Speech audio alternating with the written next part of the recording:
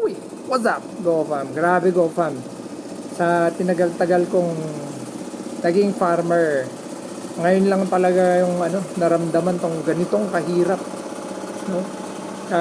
Sana kung sino man yung pwedeng makarinig nito, politiko man, gobyerno, o kung sino man may puso, sana makita mo to, no? Kasi palagay ko we are one generation away para ma-extinct ang mga farmers dito sa Pilipinas.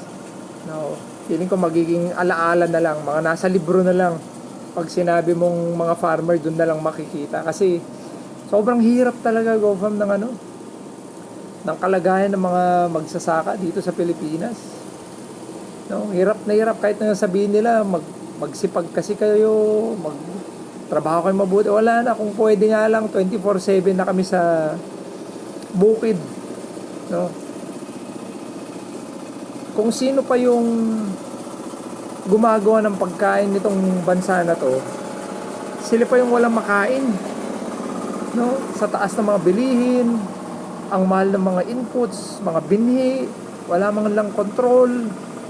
Tapos pag bibilin yung produkto namin, halos hingin.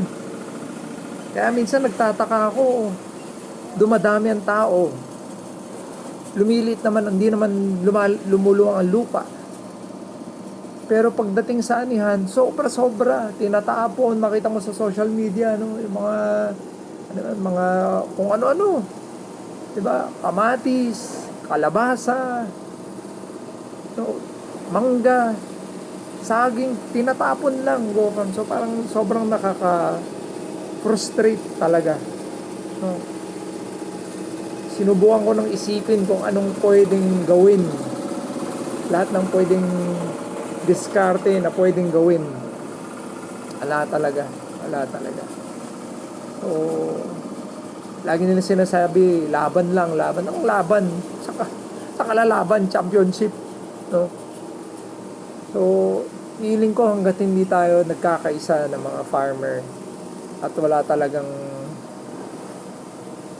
politician na nakakaintindi, no? Sana yung mga politician o yung mga gumagawa ng mga polisiya, alis kayo sa mga opisina nyo, pumunta kayo sa field, pumunta kayo sa mga bukid, tignan nyo yung mga kabuhayan ng mga tao. Kung ako mismo nahihirapan, di lalong lalo na yung mga ordinaryong farmer din, although ordinaryo lang din naman ako, for sure meron pang mas malalaking farmer kaysa sa akin, no? Pero I consider yung sarili ko ordinary din, no? Pero yung hirap talagang ramdam ko, GoFam, yung hirap, yung struggle ng farmer, no?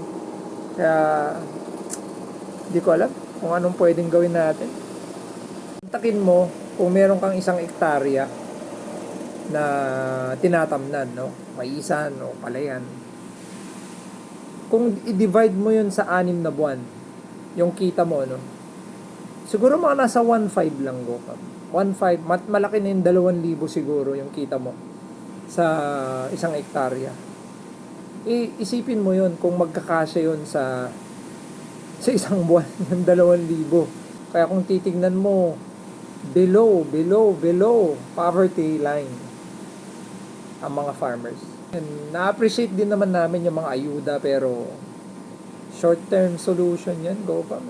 Kailangan namin yung long-term solution talaga.